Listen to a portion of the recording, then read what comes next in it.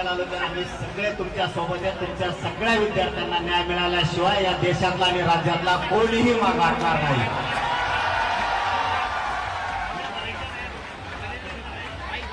Sir कह रहे कि इस आंदोलन को आगे बढ़ाने के लिए सर पूरा सपोर्ट करेंगे, जहां जहां जरूरत पड़ेगी सर वहां खुद आगे आएंगे. आपल्या देशातल्या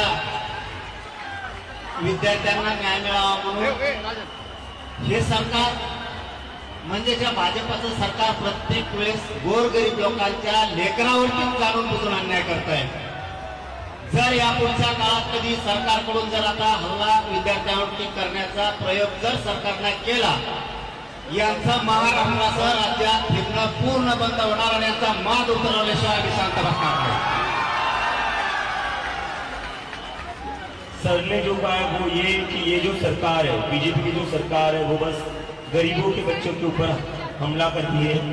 और इसके बाद अगर स्टूडेंट्स पर हाथ उठाया तो जितने भी बीजेपी के लीडर्स हैं उनको महाराष्ट्र में घूमने नहीं देंगे. मनोज जरांगे सर ऐसे करेगा.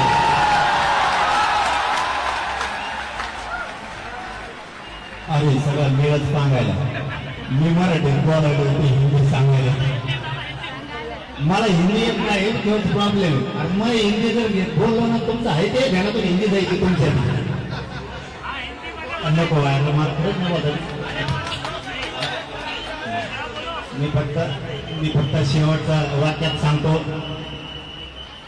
असंच आंतरवालीला सुद्धा गोरगरिबांच्या लेकरासाठी आंदोलन होतं. त्या ठिकाणी सुद्धा माय मावल्यांना, मुलींना, वृद्ध माणसांवरती सुद्धा प्राणघातक हल्ला केला होता. या सरकारनं आमच्यावरतीही गोळ्या घातल्या होत्या.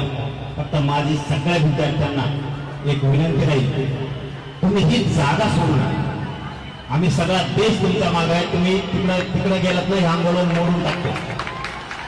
शांततेच्या आंदोलनात एवढी ताकद आहे की आम्ही सिद्ध करून दाखवलंय. आम्ही सुद्धा तुमच्या सोबत आहे.